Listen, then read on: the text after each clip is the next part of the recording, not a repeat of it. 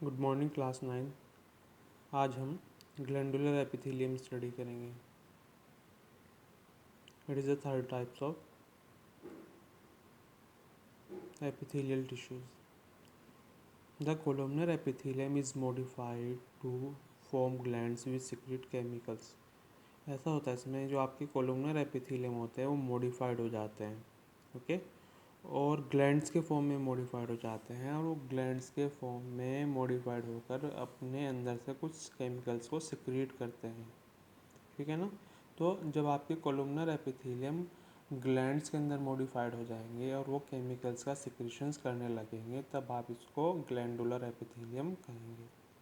Locations in the body, अब ये body के अंदर कहाँ प्रेजेंट होते हैं?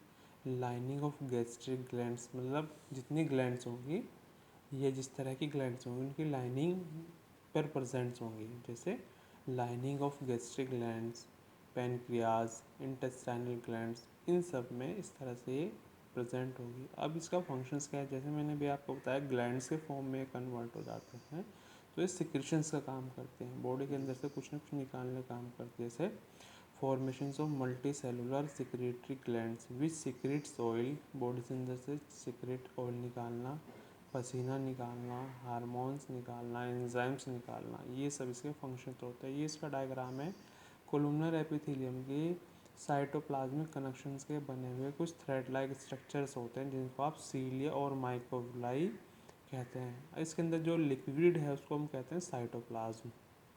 साइटोप्लाज्म के अंदर थोड़ा ऊपर या नीचे की ओर राउंड शेप के न्यूक्लियस प्रेजेंट होते हैं। न्यूक्लियस के बाहर की ओर की जो मेम्ब्रेन होती है इसको हम कहते हैं सेल मेम्ब्रेन, और जो उसके बिल्कुल नीचे की मेम्ब्रेन है जो उसको बेस प्रोवाइड करा रही है इसको हम कहते हैं बेसमेंट मेम्ब्रेन, ओके।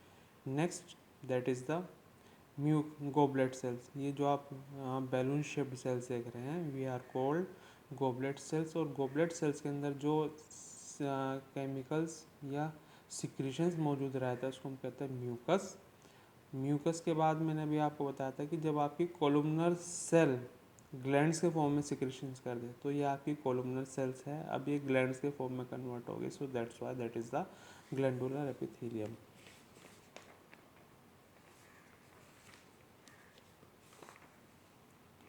अब आपकी बात कर रहे हैं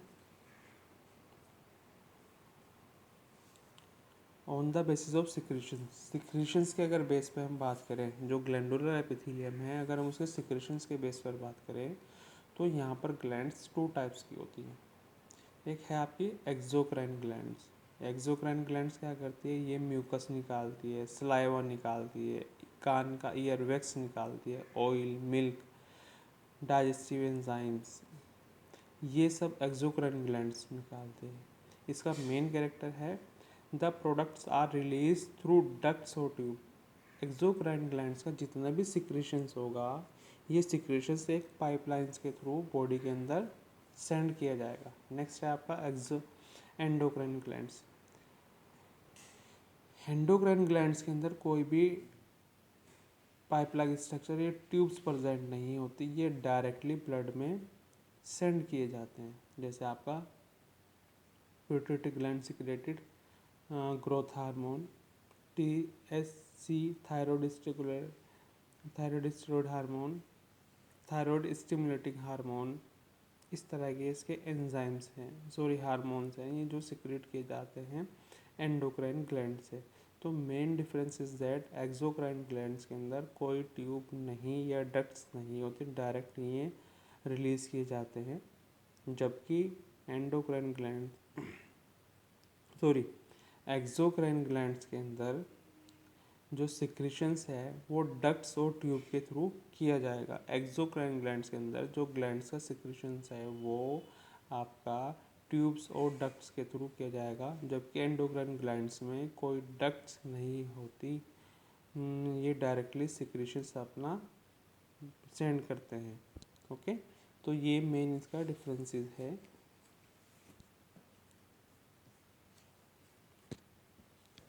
नेक्स्ट हम देखेंगे यहाँ पर कंपाउंड एपिथेलियम। कंपाउंड एपिथेलियम जो है आपका मल्टी लेयर्ड है, मैनी लेयर्स ऑफ सेल से मिलकर के बनता है। इसका फंक्शंस ये होता है, ये आपको आपकी बॉडी पर जो वायरस और बैक्टीरिया अटैक करता है उनसे प्रोटेक्शन देता है। लोकेशंस इन द बॉडी, अभी बॉडी में है कहाँ पर? Buccal cavity, pharynx, inner lining of ducts of salivary glands, pancreatic duct. ये इसका डायग्राम है कंपाउंड एपिथेलियम का, ऐसे मल्टी लेयर्ड सेल से मिलकर के बनता है। Types of epithelial tissues on the basis of junction, मतलब जो एपिथेलियल टिश्यूज है उसकी सेल्स कितनी क्लोजली एसोसिएट है, कितना गैप है, इस बेसिस पर आपको यहाँ बता रहे। जैसे tight junctions, it's help to stop substances, मतलब अब जो एपिथेलियल टिश्यूज की जो सेल्स होंगे वो बहुत टाइटली आपस में क्लोज्ड होंगी। Adhering tissues perform cementing to keep neighbouring cells together, अब ये सेल्स को आपस में सीमेंट्स की तरह जोड़ने का काम करेंगी। गैप जंक्शंस, ये क्या काम करेंगी? ये सेल्स के बीच कम्युनिकेशंस बनाने का काम करेंगी। अब क्योंकि गैप भी है और ये तो फिर बहुत तेज़ी से रैपिड ट्रांसफर्स करती हैं आयंस का और स्मॉल मॉलिक्यूल्स का।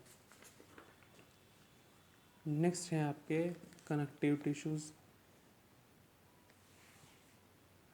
They are named connective tissues because of their special functions of the linking and supporting other organs of the body.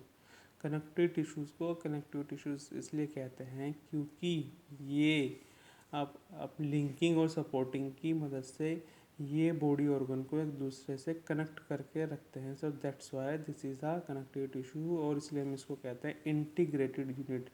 It chiefly consist of widely scattered living cells in a non living gel like matrix. ये जो आपका connective tissues है ये एक ये एक आपका जी चिपचिपे सब्सटेंसेस से मिलकर के बना होता है जो कि नॉन लिविंग है, हम उसको कहते हैं मैट्रिक्स। ये मैट्रिक्स जो है आपका कार्बोहाइड्रेट एंड प्रोटीन से मिलकर के बना। देखिए, it chiefly consist of widely scattered, पूरी बॉडी में वाइडली स्कैटर्ड मतलब पूरी बॉडी में फैला हुआ लिविंग सेल्स इन आ नॉन लिविंग जेल लाइक। यह आपका जो मैट्रिक्स है ये नॉन लिविंग है, जेल जैसा है, चिपचिपा। और ये जो मैट्रिक्स है आपका ये कार्बोहाइड्रेट एंड प्रोटीन का बना होता है। मैट्रिक्स अगर आपका सॉलिड होगा तब ये बोन और कार्टिलेज में प्रेजेंट होगा, और अगर ये मैट्रिक्स आपका लिक्विड या फ्लूइड फॉर्म में होगा तब ये ब्लड की फॉर्म में होगा। Connective tissues separates the various organs of the body from each other. Connective tissues body के सभी ऑर्गन को एक दूसरे से सेपरेट करते हैं and also form a protective sheets around से। उसके अलावा ये उन ऑर्गन के ऊपर एक प्रोटेक्शन की शीट भी बनाते हैं ताकि उनको प्रोटेक्शन मिले। एक बार यहाँ से मैं आपको एक चीज़ क्लियर करना चाहता हूँ। Connective tissues, they are named connective tissue because of their special functions of linking, सभी ऑर्गन्स की लिंकिंग कराना, and supporting other tissue organs of the body, जो बॉडी के दूसरे टिश्यूज ऑर्गन हैं उनकी आपस में लिंकिंग कराना, so that the whole body can function as integrating unit, जो पूरी बॉडी की फंक्शनिंग है इंटीग्रेटेड हो जाती है। ठीक है ना? तो ये पूरी बॉडी के ऑर्गन्स को आपस में कनेक्ट करता है। तो इस चीज़ में आपको यहाँ पर कंफ्यूज नहीं होना है। जैसे इन्होंने कहा connective tissue separate the various organs of the body, various separate protections के लिए कर रहे हैं, और पूरी बॉडी के ऑर्गन को एक साथ जोड़ इसलिए रहे हैं ताकि इंटीग्रल एक प्रोग्राम हो जाए, कंबाइंडली एक प्रोग्राम हो जाए। Connective tissues based on the types of matrix के बेस के अगर हम बात करें तो ये 3 टाइप्स के होते हैं। अगर आपके connective tissues proper connective tissues, यहाँ पर आपका मैट्रिक्स सॉफ्ट होगा, jelly like. Fluid connective tissues, यहाँ आपका मैट्रिक्स लिक्विड हो जाएगा। स्केलेटल कनेक्टिव टिश्यूज़, यहाँ मैट्रिक्स आपका सॉलिड हो जाएगा। अब ये मेरे जो कनेक्टिव टिश्यूज़ हैं आपके 5 टाइप्स के होते हैं। Areolar, adipose, adipose is 2 types, bone and adipose, areolar, adipose, skeletal, skeletal is 2 types, bone and cartilage.